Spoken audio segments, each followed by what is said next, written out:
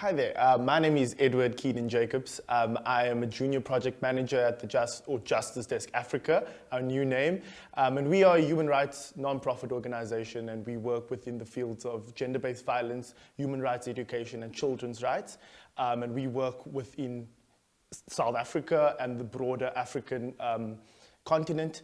And our goal is to create everyday activists. We are firm believers in the fact that it doesn't take special people to change this world. You don't need to be Nelson Mandela or Cyril Ramaphosa or have a fancy position in parliament in order to bring about the change both in yourself and amongst those around you. So we firm believers that it's ordinary people like you and me that get to change this world, and that will in the end be able to positively impact society. I think there's been progress, but to an extent, right? I think the government there is some movement. We have the GBV framework.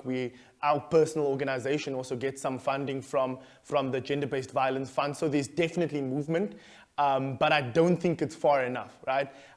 Every morning on my way to work, I hear of yet another gender-based violence case. So despite the fact that legislatively there is some movement, there is some progress, I think we still have a long way to go culturally and psychologically as a nation. And that is a lot to do with the work that we do at Insika. Like, legislatively, that is one aspect of solutions, but we actually need to go about changing minds. And how do we do that? And our approach is to work with young people and young boys specifically in how do we rebrand what it means to be a man in the society? How do we teach our boys from a young age that you can interact with women in respectful ways and that they are not just objects that you can do with whatever you want? So to answer your question, I think yes, there's definitely been some progress, but I think it has to be a whole of society approach. You often hear Ramaphosa speaking about the whole of society approach, and I think government is somewhat doing their part. There's still a long way to go, but I think all of us as civil society, as churches, as youth organizations, we have a long way to go in shifting the mindsets